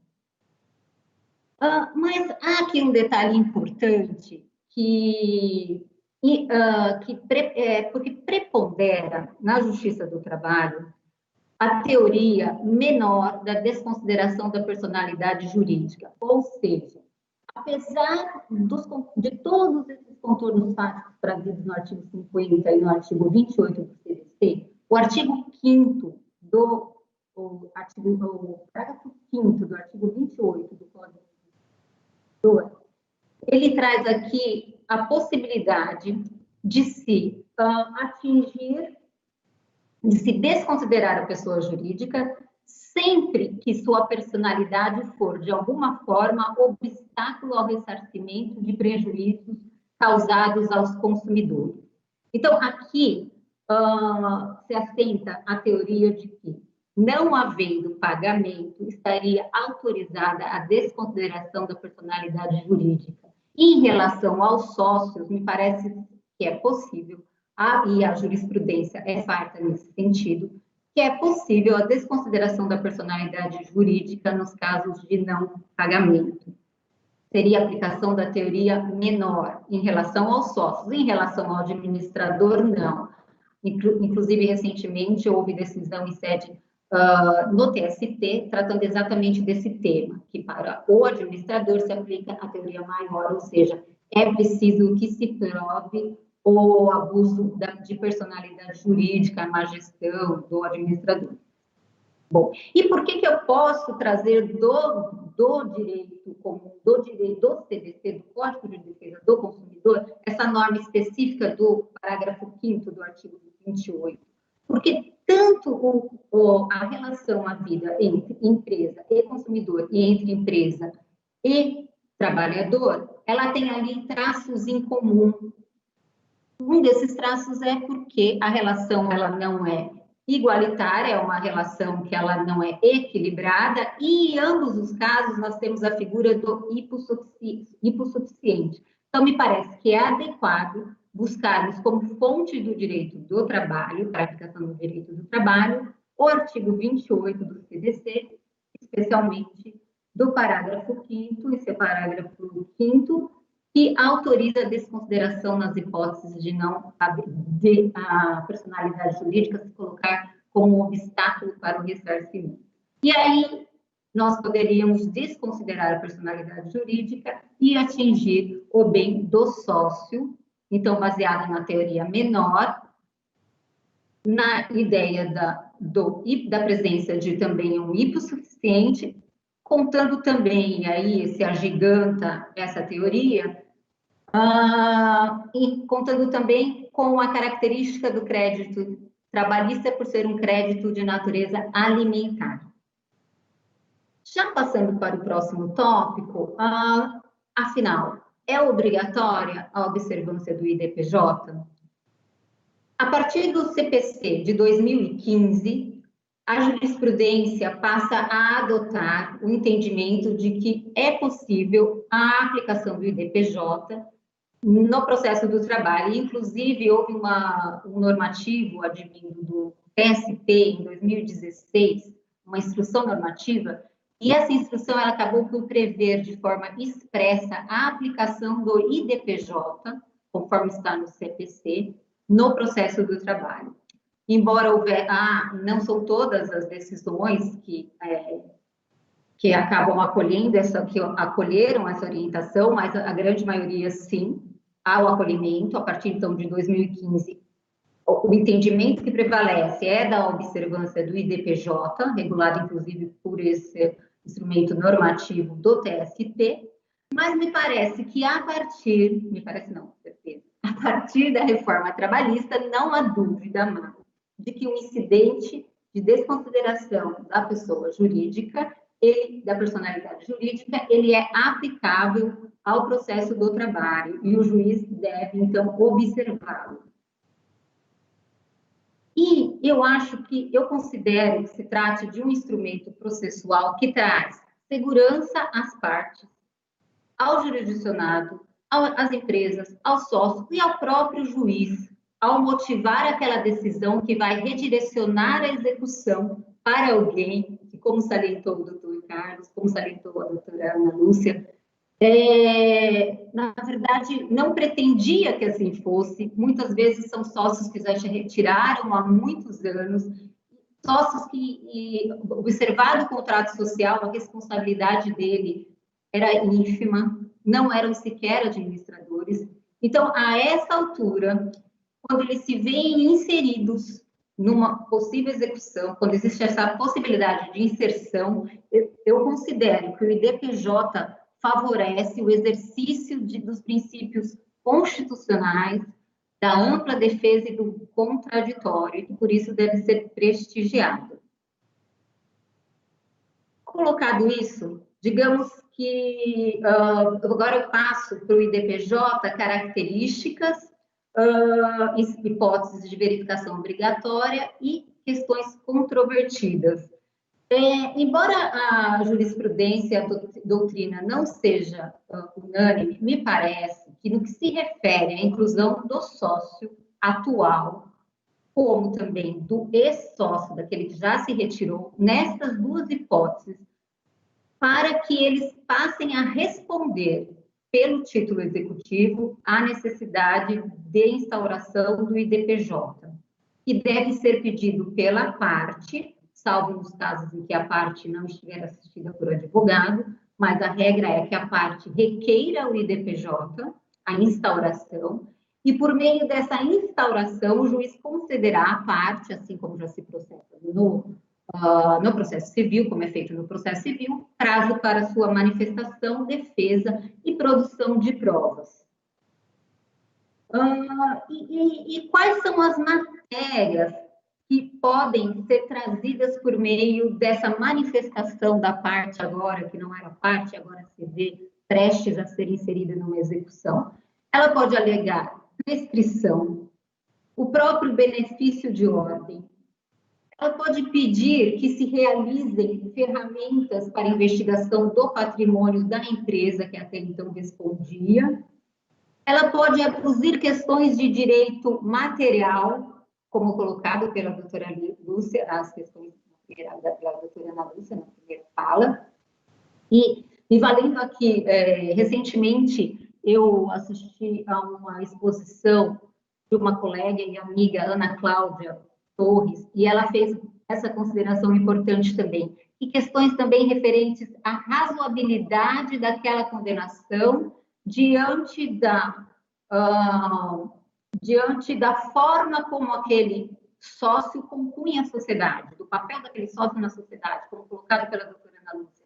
Então, embora nós possamos nos valer do parágrafo 5º do artigo 28, é dado ao sócio, ao apresentar a sua defesa, trazer todas essas questões de direito material e de direito societário para os autos do processo, para que seja analisado, sopesado pelo juiz. Então, me parece que, em relação aos sócios, não há dúvida, ao ex-sócio também não há dúvidas em relação ao ex-sócio, em relação ao sócio, há entendimento de que não seria necessário um incidente, mas não é o que vejo como predominante na jurisprudência, tanto do tribunal quanto do TST. O que predomina é a necessidade do IDPJ para sócios, ex-sócios retirantes, e também para o administrador. Também não tenho dúvidas da necessidade do IDPJ como condição obrigatória para inserção da parte no processo, quando tratamos da desconsideração inversa da personalidade jurídica, que é aquela hipótese em que o sócio se vale da pessoa jurídica para fraudar ou ocultar patrimônio. Nessa hipótese de desconsideração inversa, onde essa empresa também responderá por ato em razão de atos fraudulentos do sócio. Vejam, não é a primeira empresa que estava no polo, já é a empresa que receberá os efeitos dessa desconsideração, passará a integrar, ela também, esse terceiro também deverá ser trazido aos autos por meio do IDPJ. Então, eu já tenho sócio, ex-sócio, administrador e na hipótese de desconsideração inversa da personalidade jurídica. E aí há duas questões que me parecem controvertidas, que é a que trata do grupo econômico e a do sócio de fato.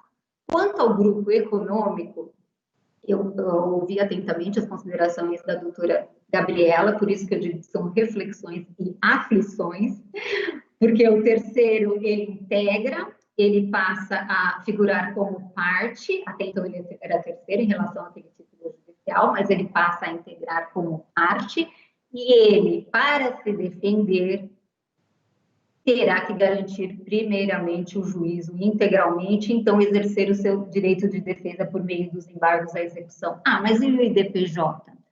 O incidente de desconsideração da personalidade jurídica, me parece, pela jurisprudência atual do TST, eu tive a oportunidade de pesquisar a respeito, verifiquei que o entendimento que tem prevalecido é que, no caso de grupo econômico, para se atingir a empresa, que também compõe o mesmo grupo econômico, não há necessidade do IDPJ. E por que não há? Porque no caso de integração de empresa do mesmo grupo, não há desconsideração da personalidade jurídica daquela empresa principal. Todas elas respondem de forma solidária. Então, eu não estou desconsiderando a personalidade jurídica. Ela continua intacta e todas respondem de forma solidária. Então, o que prevalece é esse entendimento, diferenciando aqui a desconsideração inversa, porque na desconsideração inversa, embora integre o polo, venha a integrar o polo, a outra pessoa jurídica, houve toda uma desconsideração para se chegar a essa terceira, porque eu parto de uma empresa que respondia inicialmente, eu chego à pessoa do sócio e verifico que o sócio oculta os seus bens por meio de uma outra empresa. Então, eu tenho todo esse caminho. No grupo econômico, embora eu possa até, por uma questão de análise fática, compreender que há um sócio em comum, eu não desconsidero a personalidade jurídica, e é por isso que o TST tem entendido que, nessa hipótese, não é exigível o IDPJ.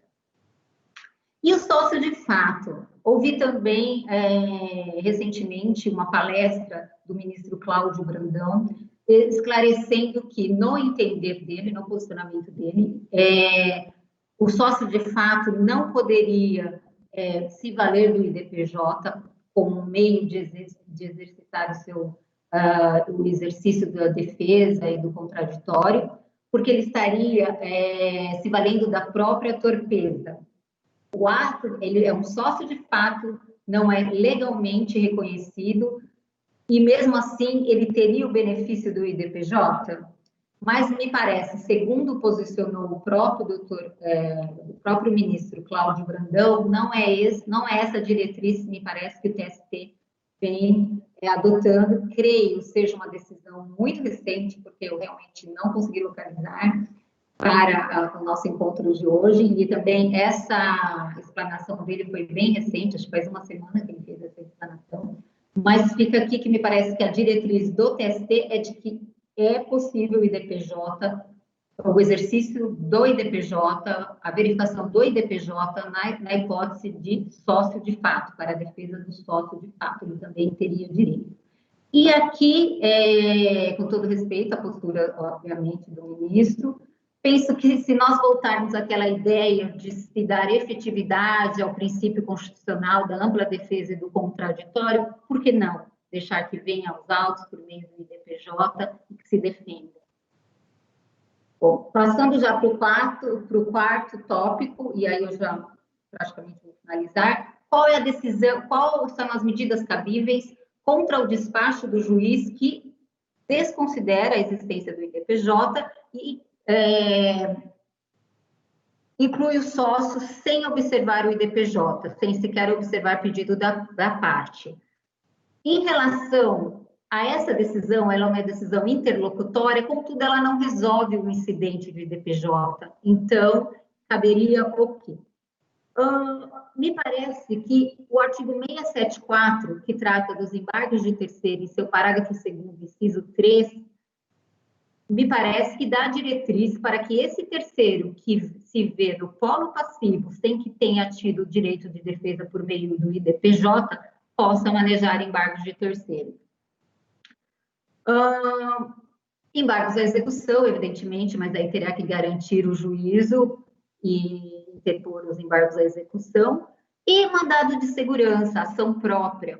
E o mandado de segurança, ele tem sido aceito nesses casos, notadamente quando há um gravame imposto ao sócio que não participou do incidente, porque ele se vê onerado de seus bens, há uma constrição de bens, ele se vê privado, muitas vezes há bloqueio de conta judicial, e então ele pode manejar o mandado de segurança como um meio emergencial para que seja afastada essa ilegalidade, porque afinal não foi verificado o IDPJ, e enquanto não se resolve ou não se instaura o IDPJ e se traz uma resolução, esse sócio estaria livre de constrição. E isso é unânime, esse posicionamento é unânime pelo cabimento do mandado de segurança nas hipóteses em que o sócio é incluído ou o administrador sem IDPJ e onde ele se vê onerado, onde há constrição de bens. Evidentemente, se houver uma decisão em sede de IDPJ, seja ela de acolhimento, de afastamento das razões, ou mesmo um indeferimento liminar do IDPJ, cabe o agravo de petição, não há necessidade da garantia do juízo, isso está na CLT. Agora, passando já para o último tema, que se refere à tutela de urgência em face do sócio, o administrador e do IDPJ, porque o artigo que dispõe sobre o IDPJ no processo do trabalho, na execução, dispõe que a execução ela é suspensa, embora se processe nos mesmos autos do IDPJ, nos mesmos autos da execução, a execução ela fica suspensa até que se resolva pela responsabilidade ou não daquele sócio. Porém, o juiz pode adotar as medidas preventivas que entender necessário. Por exemplo, se houver algum indício de que o sócio esteja dilapidando seus bens, fazendo transferências, vendendo bens, ele poderá determinar um bloqueio desse bem, de bens, bloqueio de numerário, a fim de resguardar a futura execução. Então, embora suspensa a execução, são possíveis medidas de cunho preventivo, de cunho cautelar, para se garantir a efetividade futura daquela execução. Mas, e aí existe uma questão aqui controvertida, que nós temos visto também com certa frequência no tribunal, nas oportunidades em que eu estou lá, convocada, atuando na SDI, é aquela hipótese em que, sem o IDPJ, o juiz adota uma medida cautelar e onera bens do sócio. Mas não há o IDPJ, porque quando há o IDPJ, não me parece que haja ilegalidade no ato. Quando não há o IDPJ, há esse bloqueio, o sócio ainda é terceiro, ele não veio para o processo, sequer há pedido de IDPJ.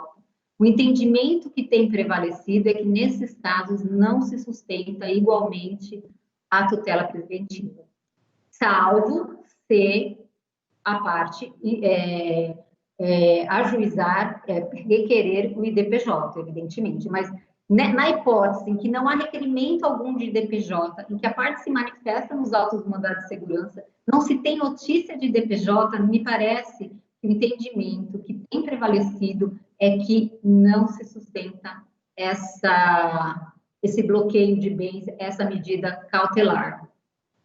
Porque é preciso o IDPJ para que o sócio venha aos autos.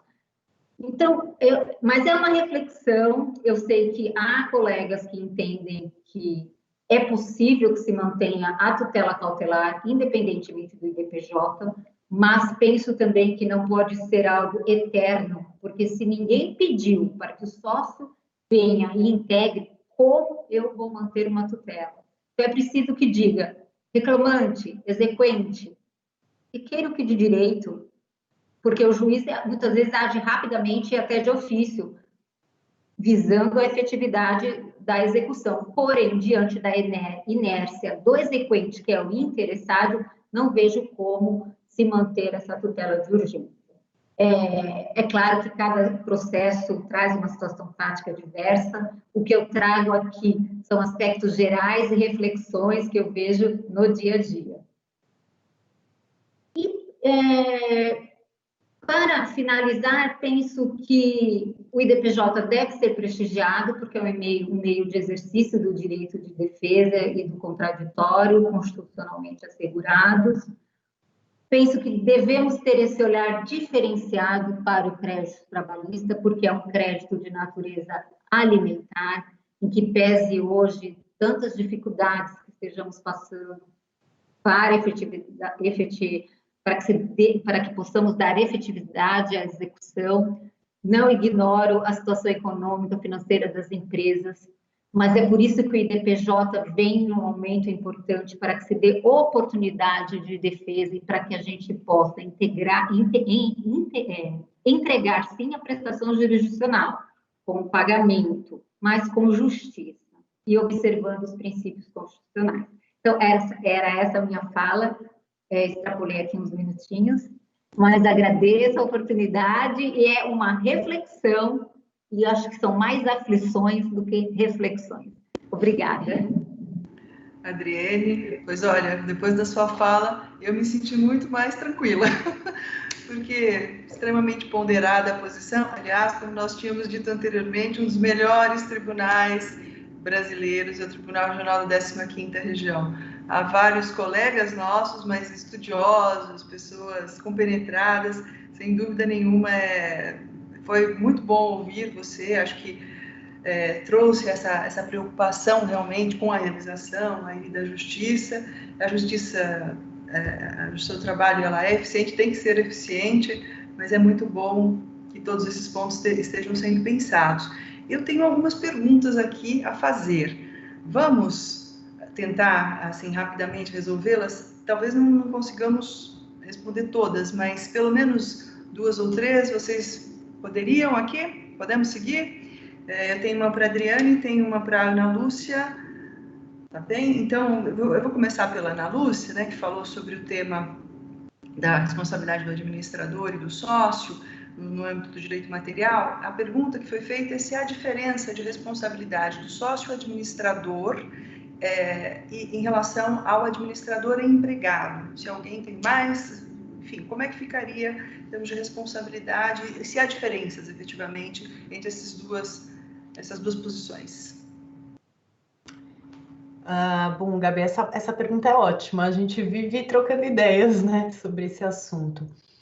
Eu vejo diferenças, tá? Porque como eu expus na minha apresentação bem condensada, se eu tenho a mescla ou a coincidência de papéis entre o controlador e o executor, portanto, o sócio administrador, ele condensa esses papéis. Então, eu não tenho como distinguir os papéis ali, eu não tenho como limitar, segregar posições, limitar responsabilidades, porque a pessoa do administrador ali está executando e mandando, né? Então, ela assume ali todas as posições. Então, eu acho que o papel, no caso, havendo uma hipótese de responsabilidade do sócio, diante de tudo aqui que a gente conversou,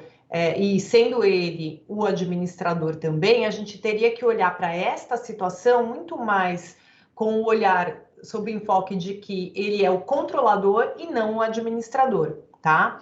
Agora, é diferente a posição do administrador empregado, porque ali eu tenho a configuração daquilo que eu expus, né, de forma didática, quer dizer, a situação ideal. Nós temos os empreendedores, né, as pessoas que colocam capital a serviço de um propósito segregado através de uma personalidade jurídica, seja ela uma empresa individual, seja uma sociedade limitada empresária, e eles definem, indicam, elegem uma pessoa para fazer a gestão disso, tá? E esta pessoa tanto poderia ter um vínculo societário, né, o administrador eleito por contrato social ou em ata de eleição, né, ata de reunião de sócios, com a designação em separado, como ela poderia ter o vínculo empregatício. Nesta situação, ali, acho que esse administrador empregado somente poderia ser responsabilizado por um incidente de desconsideração, aferindo a sua culpabilidade, aferindo ali o ato ilícito, a fraude ou o benefício que ele levou em relação a esse conflito de interesses que foi praticado. Então, ali eu acho que a separação de papéis, ela opera em benefício da verdade, né? Por isso que, em governança corporativa, inclusive, nós dizemos que é necessário separar esses papéis, porque toda vez que eu tenho os sócios apenas exercendo o poder de controle e os administradores apenas gerindo esses recursos humanos e patrimoniais, nós temos uma maior possibilidade de fiscalização desses atos e de averiguação de que realmente tudo está sendo feito em prol de um interesse social, né? Então, separar as funções é algo que traz muito valor para a sociedade, para a sociedade civil, para a sociedade, né, para os negócios, para a atividade empresária, porque permite uma maior, como é que eu digo, uma desvinculação entre o que fiscaliza, monitora e tem o poder, inclusive, de fazer interferências, né? E aquele que está ali no dia a dia executando essas diretrizes que vêm dos sócios, tá? Muito obrigada, então. Acho que tá ok. Tem uma pergunta também para a doutora Adriane. Na desconsideração inversa, há necessidade de integração da empresa do grupo ao processo, previamente? Eu compreendo que sim, que há necessidade, porque ela também pode exercer o seu direito de defesa. Afinal, ela responderá também pela execução. Ela responderá, no final, pela execução. Tá, ok. Também para quem está nos ouvindo, a desconsideração inversa ela foi introduzida recentemente. Como que o judiciário a vê? Quando que o judiciário digamos, aplica? Quando ele identifica fraude? Essa seria a ideia, doutora Adriane? Sim, quando se vislumbra fraude, por exemplo, dando um exemplo, digamos que a execução se prossiga em relação ao sócio, que haja uma desconsideração da personalidade jurídica, que o sócio esteja incluído, mas que não haja bens do sócio também. Se verifique que esse sócio compõe também outra sociedade e que esteja usando esta sociedade, se valendo dessa pessoa jurídica, para fraudar a execução trabalhista, transferindo bens próprios, por exemplo, para essa empresa da qual faz parte. Então, essa empresa também é chamada a responder e seria aí a desconsideração inversa, eu parto do sócio para a empresa. Perfeito. Muito bem, muito obrigada. Há aqui também uma questão para o Dr. Carlos Zimmermann. A pergunta é: quando há venda parcial da empresa, como ficaria a questão da sucessão? Se apenas parte da empresa foi transferida?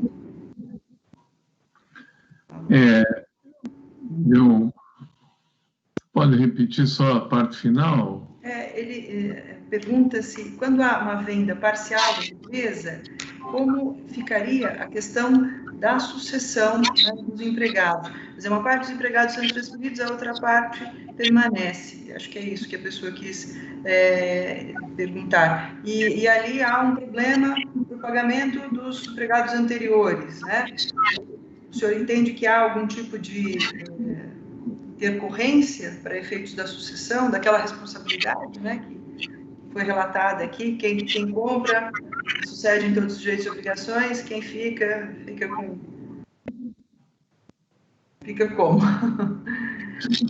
Pelo que eu entendi, eu acho que nós abordamos, de certa forma, esse tema quando temos como norte, né, que a responsabilidade é realmente do sucessor, ponto. Ocorre que o que nós tivemos que considerar é aquela questão: quando essa parte da venda, essa parte é importante, é significativa para a manutenção da empresa que ficou, a vendedora, vamos dizer assim. Se houver vamos dizer, esse empobrecimento dessa empresa vendida, me parece que a sucessora, com mais razão, vai responder por essa situação.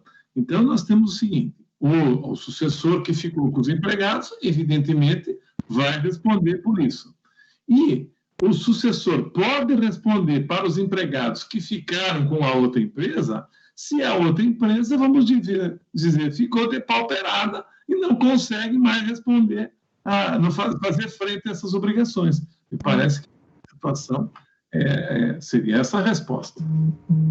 E me parece muito razoável, porque, no fundo, por fraude, né? Quer dizer, eu deixo um pedaço, essa seria a ideia, né? Mas eu acho que não só pela fraude, viu, Gabriela? Não só pela fraude, mas para esse entendimento de que a alteração causou prejuízo ao empregado, né? Eu acho que por esse entendimento, que essa alteração, a sucessão, na verdade, prejudica o empregado. Sim, perfeito. Há uma pergunta aqui que foi formulada também para o Luiz. Eu acho que depois dessa nós deveríamos encerrar pela questão do horário, né? Mas a pergunta é se, na questão da terceirização, se houver inobservância da regra daqueles 18 meses, né, para a contratação de um trabalhador que foi dispensado como prestador de serviços, qual seria a consequência da inobservância dessa regra? Desculpe, eu não consegui compreender, não sei se me ouvem bem, o áudio está péssimo aqui, eu não estou conseguindo entender. Então, na nova lei de terceirização existe uma regra estabelecendo um prazo, né, para que possa haver vamos dizer assim, a contratação de alguém que foi empregado e que saiu, né, como prestador de serviço, certo? Se essas regras, né, vamos ampliar um pouco, se as regras relacionadas à nova lei de terceirização, né, tão nova assim, forem descumpridas, qual seria a consequência prática, né, para essa terceirização? A responsabilização do tomador. Não há outra consequência com essa. É a responsabilização do tomador. Fica descaracterizada ali a terceirização, né? Ela só existe formalmente, de fato, o que há é outra coisa, uma fraude à legislação trabalhista e, portanto, o tomador é responsável pelas obrigações que decorrem desse contrato. Solidariamente ou principalmente, né? Sim. Me parece também perfeita essa resposta. Parece que é isso, não há outro caminho, a meu ver. Então, certo. Bem, olha, eu achei o nosso debate aqui riquíssimo, foi ótimo ter todos vocês aqui, eu aprendi muito, muito obrigada, Ana Lúcia, Adriele, Carlos Zimmermann, Luiz, muito obrigada a todos que nos assistiram, espero que todos tenham aproveitado e espero encontrá-los novamente num outro encontro. E um grande abraço para todos. Um abraço, obrigada. Obrigada, um abraço. Tchau, gente. Agradeço a todos, um abraço. Tchau. Um abraço a todos e um abraço também. Obrigado. Tchau.